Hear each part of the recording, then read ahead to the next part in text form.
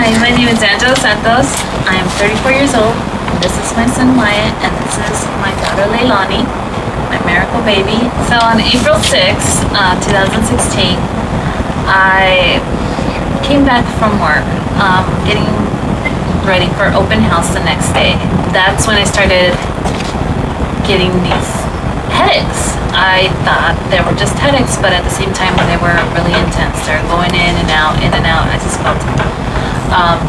And then I started throwing up as well. That's when we decided to, okay, let's go to the ER. Once they took me in, they had diagnosed me with migraine. And the throwing up was because of my pregnancy. So they sent me home. My mom came over, so she was watching the kids and me, myself. I decided to go to the restroom. So my mom had to help me. She left me there for a little bit, and that's when I collapsed. My mom had called my husband, told him what had happened, and that's when he came from work and pretty much picked me up and said, let's go, we're going to another hospital. The second ER we went to was the one right here in Long Beach Memorial, and right away they took me to OBGYN, emergency.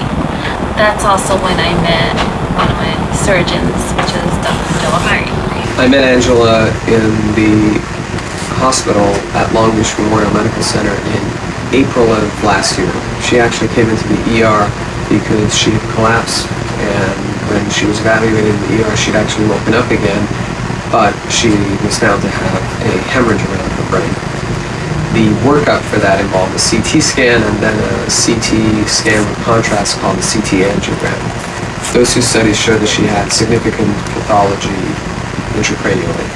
It is a very precarious situation. You need to treat the pathology that is causing the hemorrhage or has caused the hemorrhage relatively quickly. In Angela's case, that meant doing an angiogram as the first step in deciding how to proceed. We already knew based on the CT angiogram that she had an AVM and that she had multiple aneurysms. We also knew that she was pregnant. She was 21 weeks pregnant. So we had the issue of how do we manage her pathologies and make sure that we reduce the radiation to the baby. Dr. Joahari explained to me, this could be either good or bad for my daughter. We weren't sure yet, what was going to happen, but there was still precaution. He kept telling me, the baby's fine. Every day he would get me an ultrasound for me and everything, and made sure that the baby was fine. He explained to me every single little thing because I was confused. I didn't understand what was going on. My whole family was there as well. He was helping them as well with the, just what is happening with me. He was there for my family. My family still know who he is. But he was just compassionate as well with my family and myself. I loved it when he will show up every day to my room when I was in ICU. He was always there every day. He would explain to me, this is what we need to work on. This is what we need to do. Even after surgery, he explained to me, you are going to recover. You're going to be fine. The baby's going to be fine. Everything's going to be fine. And he kept telling that to my family as well, Any physician is more comfortable with just taking care of disease. From a personal perspective, it's really satisfying to be able to connect with people. It's the only field that has such immediate intimacy. I walk into an exam room, patients open up. They don't want nothing that is insincere. I think for Angela and her family, that was incredibly important, especially because her recovery took a long time and it was hard. I had the support from all my doctors, all the surgeons that I met. Like I said, Dr. Joahari was always there, sitting there next to me, talking to me. He made sure I was fine. When he noticed a few discrepancies, he made sure, take care of it, somebody else will take care of it. When I was worried about my baby, he made sure he got an ultrasound for my baby. Little things like that, I noticed Dr. Joahari was there for me.